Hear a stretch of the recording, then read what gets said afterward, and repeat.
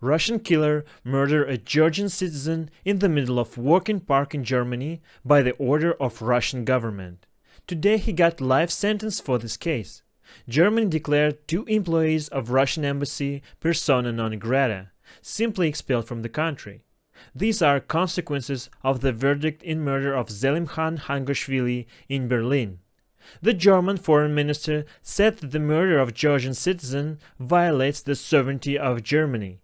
Let me remind you that earlier today in Berlin he was given a life sentence without parole.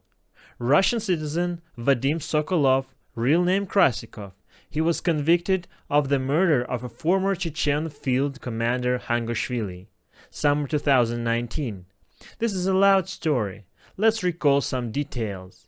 Killer arrived in Berlin via France and Poland with a fake passport in the name of Vadim Sokolov, tracked down Hangashvili and shot him in the very center of the German capital, in the small Tiergarten Park. Witness saw the Krasikov there.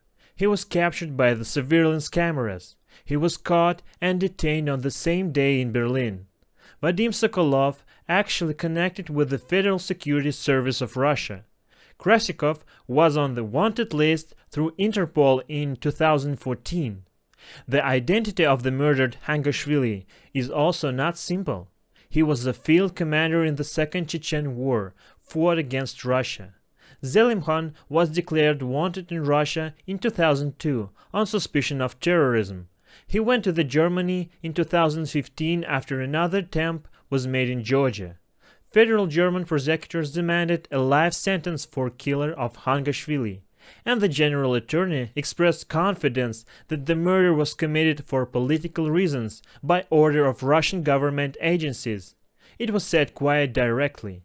The court recognized that we are talking about a murder that was committed on orders of the state.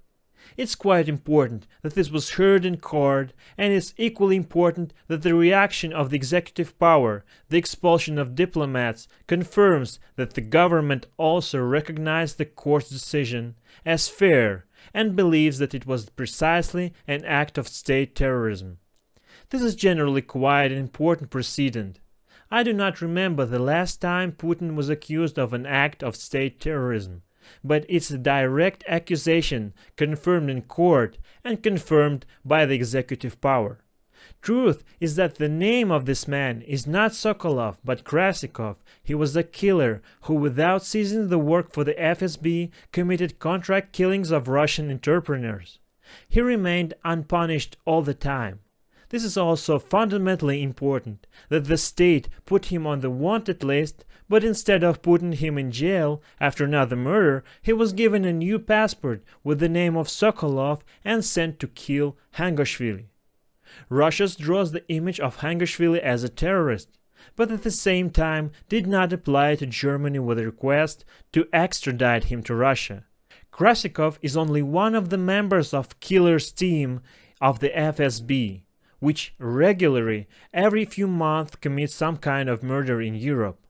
There is a whole team that travels around different countries under false passports, including Europe, commits similar murders. Putin even publicly says that Hangashvili organized an explosion in subway, but there is no evidence. It's just a revenge for participation of these people in Second Chechen War. The Ministry of Foreign Affairs of Germany makes a statement about the inadmissibility of such actions in Berlin. Well, Germany wants the Russian FSB in Europe at least not killing people when they want. So their hope is that if the attention is brought to the public, sanctions and the expulsion of diplomats may protect against future repetition of such events. But personally, I am absolutely sure that now there are no guarantees that this will not happen again. Because we remember how after England's harsh reaction to the poisoning of Litvinenko, Skripal was poisoned anyway. So there is only 2 diplomats. So weak reaction. I think it's not the fact that it will prevent a similar repetition of events. Germany asked Moscow to give the data of this person, but Russia first pretended that it could not help anything. And when the trial began, and they began to say that he was not actually Sokolov, and Russia began to say, of course there was Sokolov, a wonderful citizen, and actively protecting the murderer. This is one of the main claims of Berlin today. Also, they still don't know who called Selim Khan to this meeting in this small park. They can't find out yet, because the killer knew exactly where and when the victim would be. No one finds safety, even in the prosperous Berlin. I think that this was the main task of this murder. To all political refugees, that they will not be able to escape, that they will find you everywhere, and if they want to kill you, they will do it no matter what. Hit the like button, subscribe for more, and donate to the development of the channel. This was Alex Gray, and goodbye.